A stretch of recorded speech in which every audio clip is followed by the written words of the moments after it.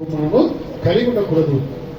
వాక్యం దుడ్డుకరైంది నీ పాదములను దీపమై కనుక వాక్యానికి మనం ఎప్పుడు కూడా వ్యతిరేకమైన జీవితం కలిగి ఉండకుండా దేవుడు అనుగ్రహించిన ఆయన కృప వెలుగును మనం పొందుకోవాలి. ఆయన జన్మించినాడు, ఆయన లోకంలో జీవించినాడు.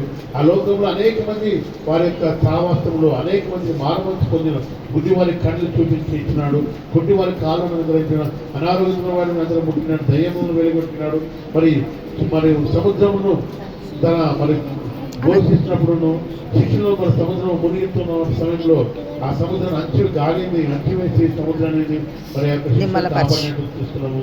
అనేక మంది ఆకలి తప్పులతో శిష్యులను మరి ప్రయాణం చేసి ఓడలు మరి చేపలను పట్టాలని ప్రయత్నిస్తే ఆ దినములు వారికి కష్టపడ్డ వాళ్ళకి ఎక్కడ చేపలు కూడా దొరకలేదు. ప్రభు చెప్పిన మాట ప్రకారం చేస్తే అనేక మంది చేపలు అంటే ఎన్నో రకాలుగా అద్భుతాలు, అనేక కార్యక్రమాలు, అనేక విషయంలో ప్రజల మధ్య ఉండి కార్యక్రమాలు చేస్తూ సువార్తను ప్రకటించున్నాడు. ఆయన మన ఎంత కూడా ఆయన మనందరికీ పాపం అనేది పెరుగుతున్న తగ్గుదం లేదు. కనుక మారుమనసు పొందుకోవడానికి ప్రయత్నం చేయండి. మారుమనసు పొందుకోండి, పశ్చాత్తాపం కలగండి.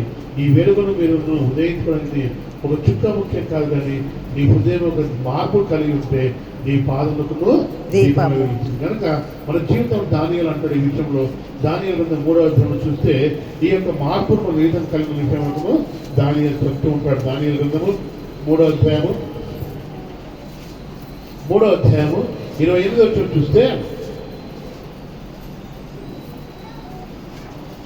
28వ చూస్తే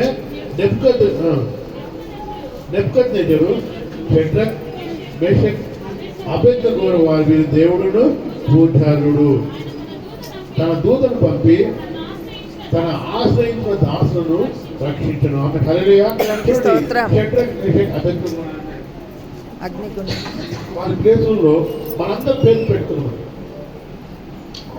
వారి యొక్క ప్రయాణంలో వచ్చే ఆపదలను దేవుడు తన దూతను పంపించి వారిని రక్షించాడు. కనుక మన జీవితంలో వెలుగు ఉన్న మన జీవితంలో ఒకవేళ ఆపదలు వచ్చినాయనుకోండి, ఒకవేళ శ్రమలు వచ్చినాయనుకోండి, ప్రభువైన మాట మనం జ్ఞాపకం చేస్తాం. అతను దూతను పంపించి మనం రక్షించను గాక.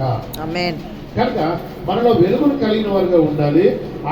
వీరికి దేవుడును పూజారుడును ఆయన తన దూతను పంపి తన ఆశ్రయించిన దాసులను రక్షించుకున్నట్టు. కనుక ప్రభునందున్న వారు మన క్రీస్తులను జీవించి మన అందరం కూడా క్రీస్తు నా కొరకు జన్మించున్నాడు, క్రీస్తు నా కొరకు పుట్టి ఉన్నాడు, క్రీస్తు ఈ లోకానికి నా కొరకు వచ్చిన విశ్వసించిన వాక్యాన్ని విశ్వాసం కలిగి ఉంటే ప్రభు అంటున్నాడు, నీకు శ్రమ వచ్చిందా, నీకు రోగం వచ్చిందా, నీకు వ్యసనం వచ్చిందా, నీకు బాధపడుతున్నావా, నీవు వేడుకుంటున్నావా, అసలు అంటాడు. కనుక దేవుడితో వచ్చి ఇంత మాట్లాడుతుంది.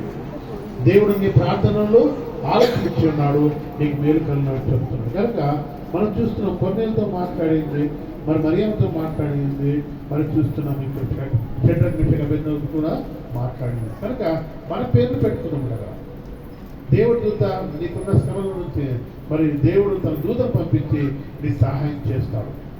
కనుక క్రిస్మస్ ఆనందాన్ని ఒకరోజు కోసం కాదు, నీ జీవితకాలం బ్రతికిన కాలం అంతా కూడా క్రిస్మస్లో నేను జీవించాలని మన దేవుని యొక్క దూత మనతో మాట్లాడడానికి మనం ప్రతిరోజు మనకు అతని జవాబును అందించడానికి మనం జీవించాలి. ప్రతిరోజు దేవుని యొక్క వర్తమానము మన చెవులో వినాలి, మనతో మాట్లాడడానికి మనం ప్రయత్నం చేయాలి. కనుక ఎప్పుడైతే ఆ ప్రణాళిక నీలో కలిగి ఉంటావో, క్రీస్తు నీ కొరకు ఈ లోకానికి వచ్చి ఉన్నాడు, క్రీస్తు నీ కొరకు ఈ లోకంలో జన్మించున్నాడు, క్రీస్తు నీ కొరకు ఈ లోకంలో మరణ పునరుద్ధుడై తిరిగిలేసినాడు, తిరిగి ఆయన రానాయన్నాడు, నిన్ను వెంట పెట్టుకొని చేర్చుకున్నాక. కనుక క్రిస్మస్ లో మనం నేర్చుకోవాల్సింది ప్రభుత్వ సహవాసం, వెలుగులో మన జీవిత గడపలని వాటిని మన జ్ఞాపకం చేస్తుంటున్నాడు. రోమి రాసిన పత్రిక చివరి చెప్పిన ముగిస్తాను. రోమి రాసిన పత్రిక 9వ అధ్యాయంలో అపోస్తలుడైన పౌలు కూడా ఒక విలువైన మాట మనకు జ్ఞాపకం చేస్తున్నాడు.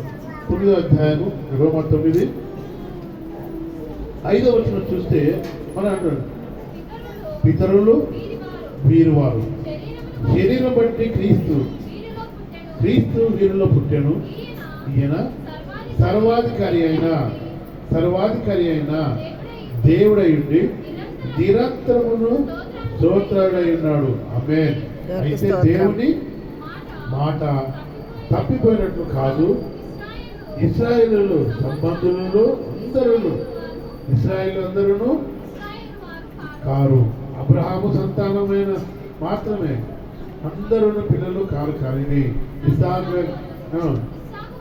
ఇసాకు వలనది ఈ సంతానం అనబడును.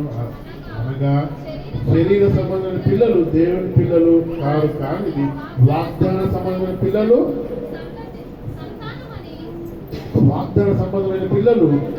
సంతానం అని పెంచబడింది. కనుక వాక్యమంతో మాట్లాడుతుంది. వాక్యమంతో ఆశ్చర్య కార్యంలో వాగ్దానం. మరి పితరులు వీరి వారు కాదు.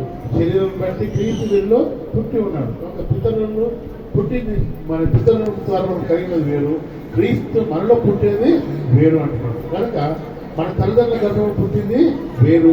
మనం క్రీస్తుని అంగీకరించుకున్నప్పుడు మరణ పూర్ణత ఎప్పుడు మనం లేస్తాము, క్రీస్తు మనల్ని పుట్టాడు అంటున్నాడు. కనుక మనలో పుడతాడు. ఎప్పుడు పుట్టినాడు? ఎప్పుడైతే బాప్తిజం తీసుకొని తిరిగి లేస్తావు, ప్రభు నేస్తున్నా అప్పుడు నీకు పుడతాడు. నీవు ఈ లోకమైన సంబంధం కావని ఇబ్రాహిం సంతానం కాకపోతుంది, ఇసాక్ సంతానం కాకపోతుంది, కానీ దేవుడు నిన్ను పేరు పెట్టి పిలుచుకొని నేను జ్ఞాపకం చేసుకుని ఉంటాడు. కనుక ఈ లోకంలో మనం అందరం కూడా క్రీస్తుతో కూడా జీవితాన్ని మనం ప్రార్థన చేస్తాము. ఈ క్రిస్మస్ ఆనందంలో పాపం అనేది వదులుకోవడానికి ప్రతి క్రైస్తవులను మనం అందరం కూడా జ్ఞాపకం చేసుకున్నామండి. మరి ఈ ఇరుకోవడం వారి మధ్యలో గౌరవంగా వారు గౌరవించడం నేర్చుకోవాలి. మన గౌరవమైన జీవితం కలిగిన వాళ్ళు ఉండాలి. నీ ప్రేమించిన దేవుని యొక్క సన్నిధంలో యథార్థమైన జీవితం కలుగు. నీ ఉద్యోగం చేసిన యజమానుల వద్ద నమ్మకంగా ఉండు. నీ కుటుంబంలోని పెద్దవారికి మర్యాదకరంగా ఉండు. మీ భార్య భర్తల మధ్య సమాధానం కలిగి ఉండు. మీరు పిల్లలను తల్లిదండ్రులను ప్రేమించు, తల్లిదండ్రుల పిల్లలను కూడా ప్రేమించిన వారుగా ఉంటే క్రీస్తు నీ యొక్క తన ఇచ్చిన వెలుగులో మనం కాపరిగా ఉంటాడు, మనకు అధికారిగా ఉంటాడు. మనందరినీ కూడా నడిపించేవాడు ఎదరని చెప్పి వాక్యం చదువుతుంది. కనుక ఈ గొప్ప మాటలు ప్రభుత్వం వెనుక మనం జ్ఞాపకం చేసుకొని మనందరి కాపరి అయి మనందరినీ నడిపిస్తున్న దేవుడుగా మనందరి 2024 మొదలుకొని తన రాకడ వరకు సదా దేవుడు కృప కాపుదలు మనందరితో నడిపించిన కాక. ప్రభుత్వం మీద అందరికీ చెల్లిస్తున్నాం.